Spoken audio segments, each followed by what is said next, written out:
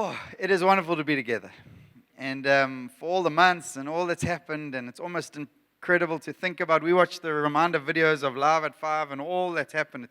It feels like years, let alone just 7 months. And I know for you as well, it's been massive. So I do want to say thank you. I know the guys have said that already. There's just so many teams and so many people and individuals to thank. If you knew tonight and you didn't know what to expect tonight, yeah, we apologize.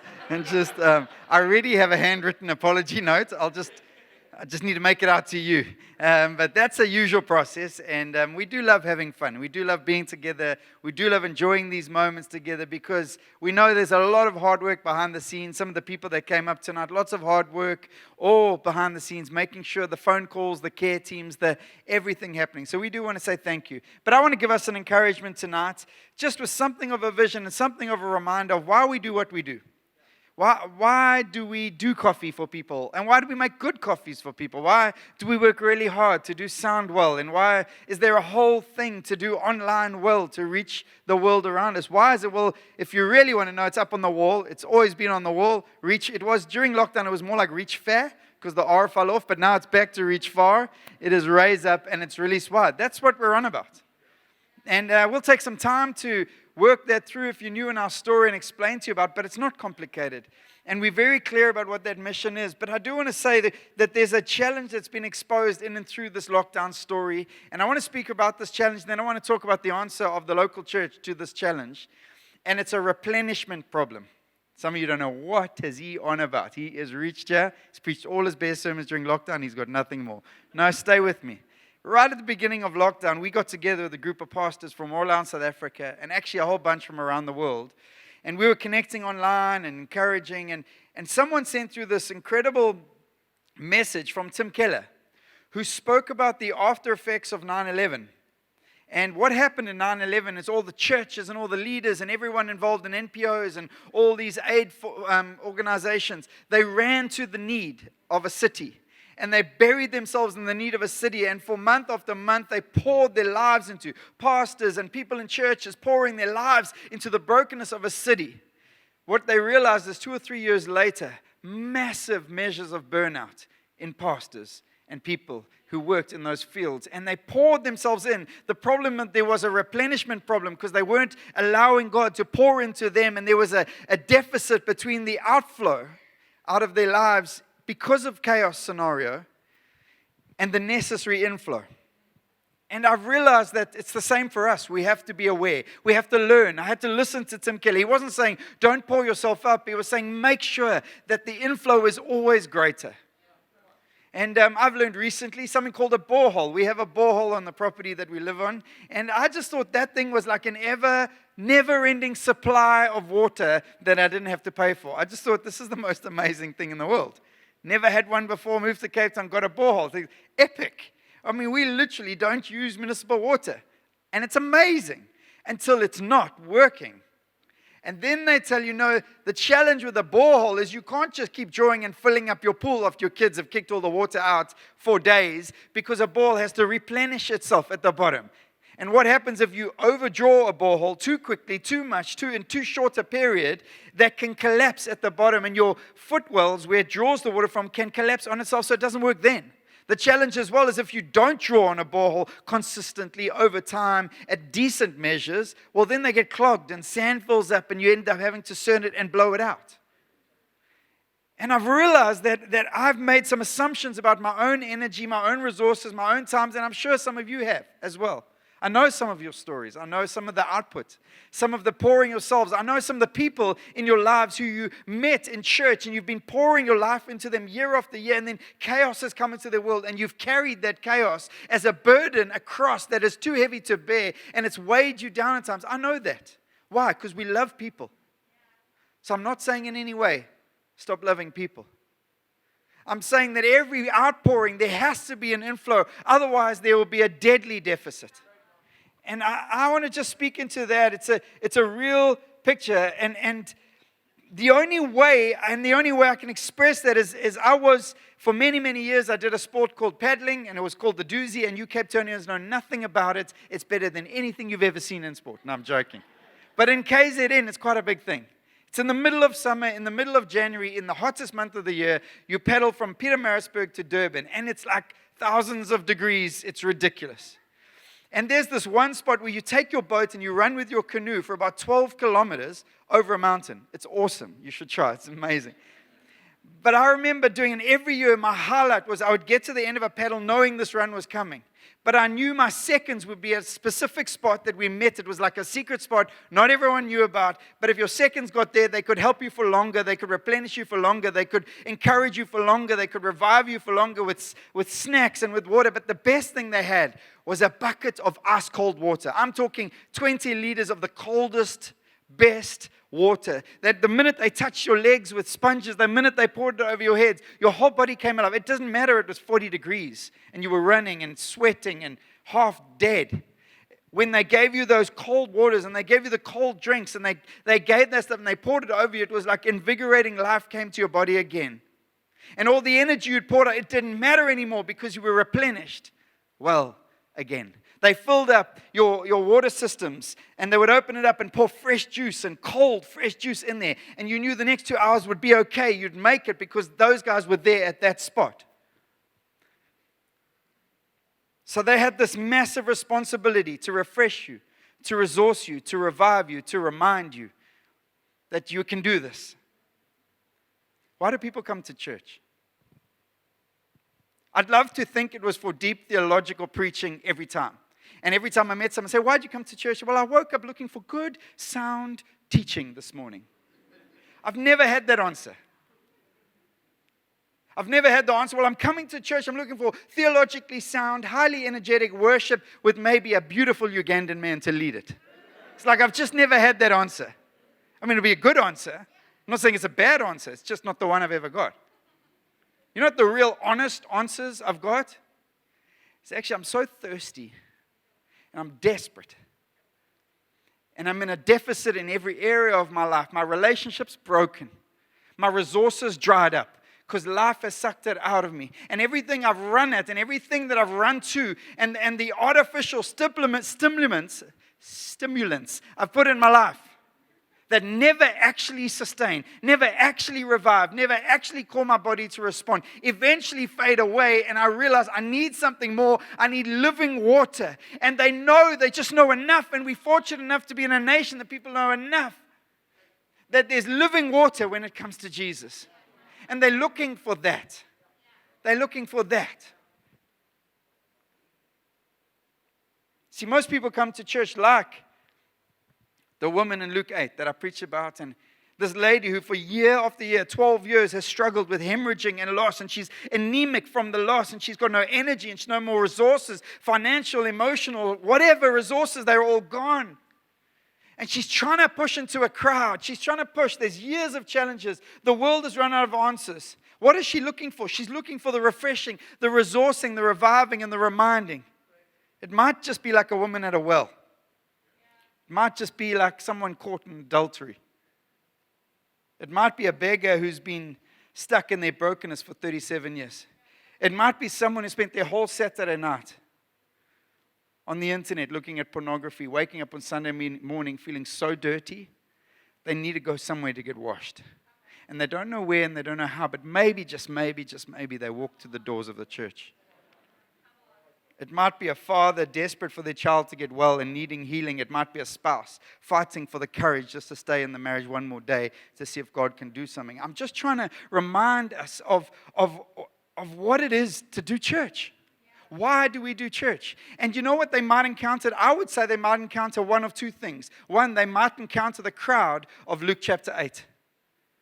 So this crowd were Jesus' followers, remember? It was a crowd around Jesus, the healer. But was that crowd helpful? Did they make a way for her to get to Jesus? Did they even celebrate her being in the environment? No. The crowd got in the way. And sometimes the crowd around Jesus, I think, can get in the way. If we don't remember what our mission is. If we don't remember who our mission is. Or we're the ones who just get asked, will you just take this jar? Just go put water in the jar. Because I'm the miracle worker and I'm going to turn it into the finest wine that'll transform lives. We choose. And I think the church can be both. I just want to remind us. And I want to mention us tonight and just take us to one story for the next 10 minutes and speak about water in the desert. What does it mean to find water in the desert? 2020 has been a desert for many. It's been a place they've lost financial reserves. They've lost relationships. They've lost opportunities and possibilities. They've lost dreams. Not everyone, but it's been a different cost and a different desert for almost everyone, but it's been a desert for everyone. When I say it's been a problem of replenishment, I'm not talking about the fact you couldn't get to your takeaway during the hard lockdown. There's been far greater costs. So I want to speak about a guy named Isaac. I've preached about him 2 years ago when we did Move the Mountains. But Isaac is the son of, you can say it, it's not that. Yes. He's the son of Abraham and Isaac. He's the one who his dad took him to an altar. And he didn't know what was going on. And he said, "Where's the ram, Dad?" And his dad said, "Well, the Lord will provide." And then his dad tied him up and he realized the game plan here. But the Lord did provide. You see, he'd learned something on that altar. He'd understood something. He'd grown in something. But then God had a story for him. And he went into a land and it starts out like this in Genesis 26. And to give you the story right up front, if you haven't heard the story before, it starts out with a famine in the land. He goes on a whole journey of facing enemies, bringing clarity to relational distortion. And ultimately, they've dug wells. They've redug the wells that his dad dropped in that land 4,000 years ago from today. They open up those wells, and it says there's life in the land. He ends up taking his enemies into his house. He ends up showing his servants how to dig wells of life. You've got to understand, when you read a story like this, you've got to go understand the context. In that context, a well was not just a nice to have. It was a complete essential to life. See, they didn't have boreholes, and they didn't have municipal water. So if they didn't have water, there was no life there. They either died or they left looking for water. They couldn't sustain, they couldn't farm, they couldn't do anything. So when they speak about dropping wells, you're speaking about actual, real life that you depend on. I'm trying to get your perspective to see the people who walk through our doors to change. Because I think sometimes we see with the wrong eyes. We see the car they drive in, we see the clothes that they're wearing, we see the fact that they're able to walk in the natural. When God says, "I've not designed you to see in the natural, I've designed you to see in the spiritual. I've designed you to see the cripples. I've designed you to see the broken. I've designed you to see the hemorrhaging. I've designed you to be the ones to respond and allow my living water to flow through you." And yes, I'm talking about doing sound on a Sunday. And I'm talking to people who serve coffees on a Sunday. And I'm talking to people who love people in different contexts, in different areas of the life of the church. And I'm wanting to remind us of what that is. It starts like this in Genesis 26. This is how it starts, and I'm not going to read thousands of scriptures. It starts like this. Now there was famine in the land. Say famine in the land. I mean, we can probably feel like we can respond. Besides the previous famine in Abraham's time, and Isaac went to Abimelech, king of the Philistines in Jarrah. The Lord appeared to Isaac and said, "Do not go down to Egypt. Live in the land where I tell you to live. Stay in the land for a while, and I will be with you, and I will bless you." And it finishes like this at the end of the chapter. Isaac then made a feast for them. It sounds like a different story, eh? Made a feast for them, and they ate and drank. Early the next morning, the men swore an oath to each other. Oh, relational harmony. Then Isaac sent them on their way, and they went away peacefully.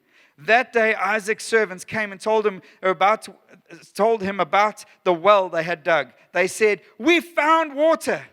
He called it Sheba, and to this day, the name of the town has been Beersheba. See, God always has a from famine to we found water story. Always. Always. And we did Devoted, the booklet, 2-3 years ago, and we're going to do it again. And they're all these stories from famine to we found water. See, the local church is more than just a meeting on a Sunday. The local church has to be. And it's not because of the meetings or the ability of the preacher. It's because of the people there, their unity, their life, and the ability to find water that they have found. That when others come to drink in that place and they're crawling on their knees, we aren't a crowd making it hard for them to get there. We are the people who are living water can flow through to bring life to our city. I want to remind us tonight. I'm not trying to G you up to serve. God will make His church move forward. I'm not insecure about that. I want to get our hearts postured for the people God is going to send us. Because I'm telling you, God's going to send us people.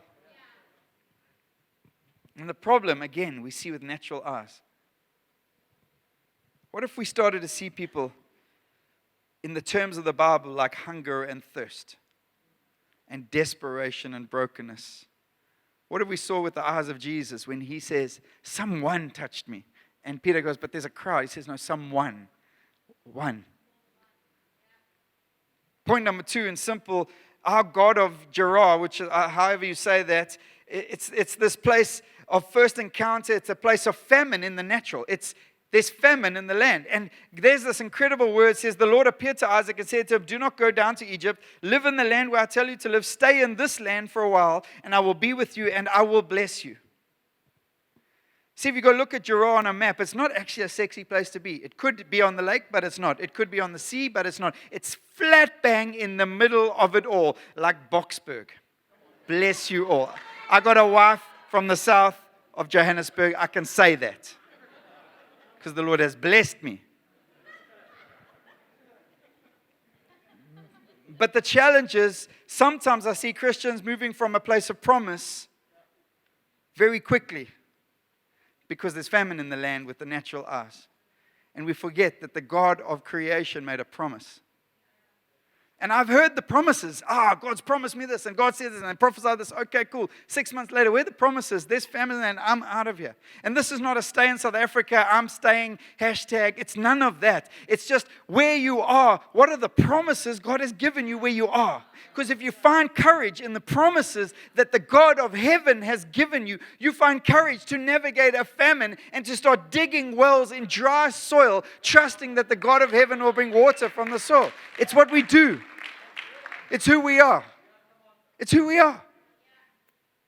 See, for some, Cape Town right now, South Africa, is a place of famine, jobs, relationships, COVID-19, loss of people, a whole bunch of things. In the natural, it's a famine. For some, maybe even life changes in your season. God's brought me to life changes. But there's challenges and relationships and some of the dreams. And Gabe keeps up saying you'll find a husband or a wife at church. And I haven't found one. So I feel like I'm in famine. I want to ask you, what has God said? Because Isaac heard what God said. And I want to tell you, part of our maturing journey is becoming and growing more and more into a people who live about what God says, less about what's happening in our land.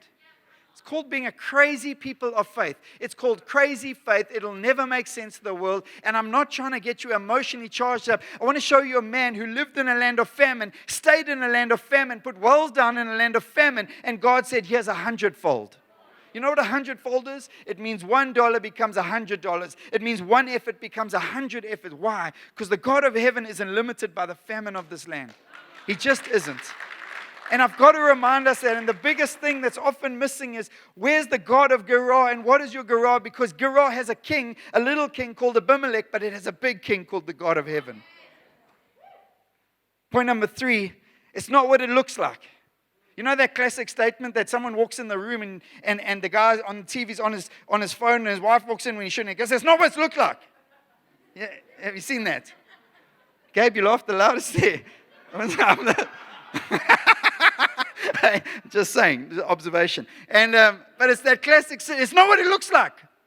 I remember my mom walking in on an inappropriate moment during Wayne's World, and I'm like, Mom, I promise you, it's not what it looks like. She gripped the VCR out. She walks me to my dad, says, Abe, he's watching a porno. It was Wayne's World. If you're old enough to remember what Wayne's World was, trust me. But it says this, and I don't want to read the whole story, but actually I'm going to paraphrase. He comes, he's got a beautiful, beautiful wife, and because he's got fear about the fact that she is beautiful, he tells everyone in Jarrah where God has told him to stay, he makes up a lie. He fabricates a story. He says, this is my sister.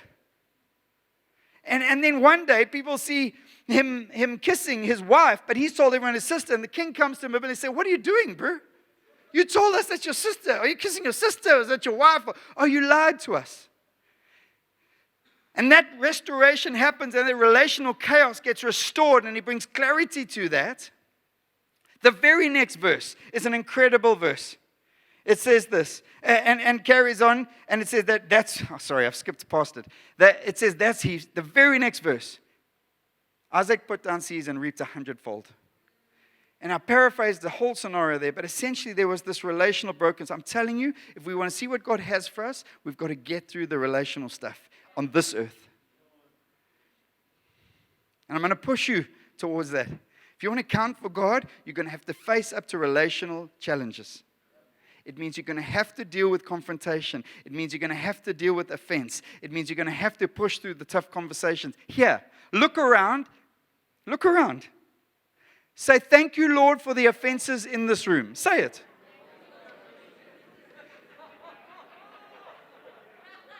Say it again. Don't all look at Mpele. It's not fair. His wife's not here. But I'm being deadly serious. You know, because he's fearful, he tells this fabricated lie. Why? Because he puts a mask on, because he starts to hide. But he's forgotten that he worships the God of heaven, not the God of Jarrah. And he places himself in danger. Why? Because of fear. Fear places us in danger. Faith places us in the hands of God. This is my wife. She's flippin' beautiful, but you back off. That's what he should have done. And only when that order comes back to the chaos, then the 100-fold comes. And I'm telling you, I want the 100-fold in my life, which means I've got to face up to the challenges of relational brokenness. And so do you. It's not the job of the pastor. It's not the job of your life group leader to get you through it. It's the job of you going to your Father in heaven saying, God, I'm offended. I'm challenged. Someone's spoken about me. I've got gossip in my story, but I want to get to the other side. And whether you're 15 here tonight or you're 55 or 155, God's still going to use people to challenge you and chip off the edges. Why? So the Spirit of God can come. So that the unity that commands a blessing is in our midst. And when we gather, we're not gathering just to pull off the mission of church on a Sunday. It's a far bigger story. It's called the 100-fold blessing of God over those who are walking in thirsty and broken.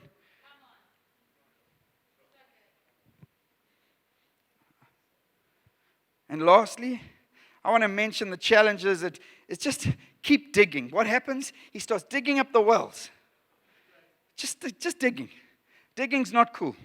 It's not cool digging. Like you've never heard that. Not in a movie, not in real life. It's just not a thing. Great hole you've dug there in the ground. Look how dirty you are. Well done. It's just not like, I don't know, maybe I just haven't heard. Maybe they are. If you're a miner, I suppose that's a good thing. That's like a great compliment. But most areas in life, it's just not. Because digging's not fun. It's dirty, hard work. You're going to get dirty all over. You just can't avoid it. And what happens? He starts digging in the land, and actually the enemies come. And I want to tell you this, the challenges will come to our story and the 100-fold God's got for us. The first challenge comes from his enemy, the Philistines. Well, that's obvious. So what do the Philistines come? They're worried about them. They come and oppose them. They come and sort them out. That's obvious. I've got enemies. We've all got enemies. But then who's his next challenge? It's his king guy, his mate Abimelech, the guy in the land, the guy he went and spoke to when he decided to stay and be a blessing in the land because his dad was the blessing guy. Abimelech comes, says, hey, you're getting a bit stronger, but you're getting a bit powerful. You actually got to move on. Then the next challenge comes, and I've just called these guys the randoms. They just called the herders of Jarrah quarreled. Who cares about the herders of Jarrah? Honestly, we live in a world too worried about the herders of Jarrah.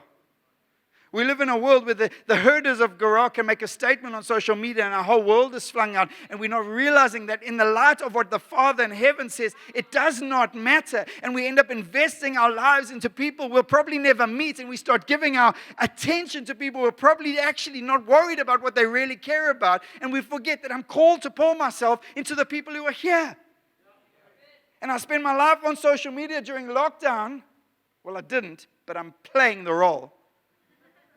Rather than being present with my wife, present with my kids, phoning my family. We worry about the randoms, the herders of Jarrah. What about his old mates? It says Isaac built an altar there and called in the name of the Lord. Meanwhile, Abimelech had come, and these guys, it's amazing because the guys who came and opposed him, Abimelech and all the mates, they come back and they say, hey, we see the favor of God in your life. Can we get in on the story? And he goes, awesome, there's more than enough. Why? Because I didn't bring the water from the depths of the earth. And it ends so amazingly. Isaac then made a feast for them, and they ate and drank. Early in the morning, the men swore an oath to each other. Then Isaac sent them on their way, and they went peacefully. That day, Isaac's servants came and told him about the well they had dug. His servants came, "Hey, we've dug a well." Remember, these were guys who they didn't know what to do. They said, "We found water." He called it Sheba, and at this day the town is Beersheba. The end result, wells are unblocked. And the land that was in famine, they saw reaping of 100-fold and becomes a land plentiful. Why can't there be our land? Why can't there be Table View, Milnerton, City, Cape Town, the Western Cape, South Africa? Why not? You can throw 1,000 statistics at me. I'm telling you, Isaac could have done the same. Abimelech did it. The herders of Jarrah did it. The Philistines did it. Or God spoke. And I've got a theology that God has me in a place for a purpose, for a season, and there's a blessing on my life because I'm blessed. I'm going to pop the wells that have been blocked up in my nation in my time. See, again, I want to remind you, wells aren't nice to have so you can have longer showers. Wells are essential for life. The church is essential for life. It's essential that there's life in the church. So what are we on about? Well, number one, we're digging wells so that thirsty people, broken people, can come and drink. We're going to dig wells. It's dirty. It's messy. It's going to be a lot of mistakes. But we're going to dig wells. Secondly, we're going to teach others how to dig wells. And God, some of you, it's the first time here tonight going, what is this on about? We're going to dig wells? Where are we digging wells? No. We're going to grow together. We're going to learn to navigate relational stuff together. We're going to step into new spaces. We're going to put our feet. Whoever thought we'd have a church in the middle of Cape Town in the most spectacular place ever? It's God. He says, I want you to pop the wells. I want you to work with people. I want you to partner with people. And you're going to face opposition. But I'm with you. And lastly, I want to mention the most amazing thing about Beersheba and these wells. The generational blessing of a father, Abraham, his son Isaac, who decided to trust God and the favor of God. And you know what happens? 4,000 years later, those wells are still there.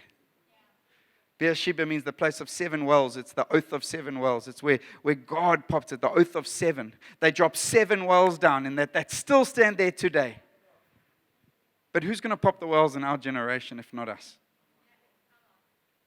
Why not us? I want to see it. I want to feel it. I want to grow in it. And I know some of you need a visual representation. Is that right? Where's Lawrence? Come here, buddy. This is my family. He's just arrived from America. So I thought a good person to demonstrate on. Okay, I'll get rid of that cell phone, bro. But people are going to arrive, and he's just arrived from America. Let's stand down here. And they're going to walk in the doors. Sorry, bro. Oh, those fancy kicks. Don't save everything, bro. You've got to get those things wet. But they're going to walk in, and someone at the door is going to meet them. But they're so thirsty. Haven't drunk in weeks. When last were you thirsty? When last were you thirsty? We can moan about a million things, but when last were you thirsty or hungry? Our city has people all over it right now that are hungry. And desperately hungry. And I can get my nose out of joint and say it inconveniences me. Or my heart can break for a nation and say, God, allow us to be the ones that pop our wells. That when we meet them, it's just like a sponge. Just coming on. It's just, and you know what? It hasn't got inside yet. But he's feeling fresh. And that's at the front door. That's Piet at the gate. And then he walks to the front door, and then he meets Annika, who's been working in PE for the last 3 weeks, and she greets him with a smile and remembers his name. Oh, your name's Lawrence, and it's more fresh water pouring over him. But when last were you thirsty and you needed it? See, if you don't remember when last you were thirsty, you'll forget the importance of living water flowing. And then he walks inside, and he comes through the coffee area, and the guys have got you early to set up. And they've worked hard to make sure that the coffee's good and that the systems are clean and silly things like the wheels on the thing work. and the Milnerton team that have carried those things out from underneath the earth somewhere to come out. But why? So that thirsty men can come and drink. I'm enjoying this. And you see, if you've forgotten how thirsty you used to be, you will wonder why. Why would I get you early on a Sunday that's cold? It's 5 degrees outside. See, and then they come inside, and they don't know what to do. They don't know. They feel awkward. But Mariette and the gangster grannies are there.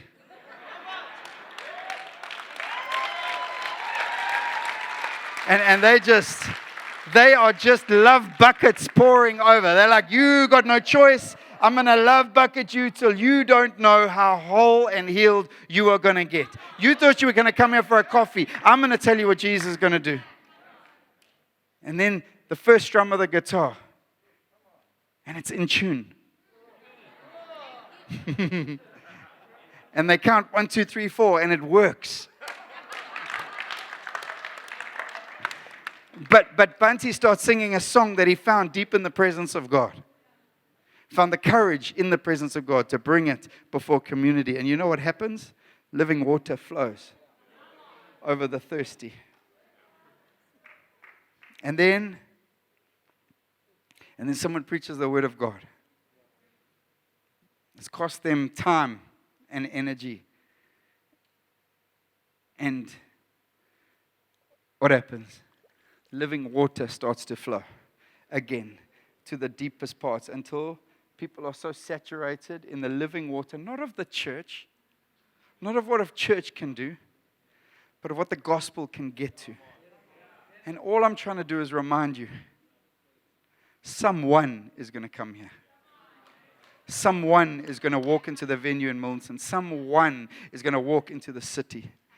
And they're going to be so thirsty. And God's going to use you to pop the wells so the living water can come.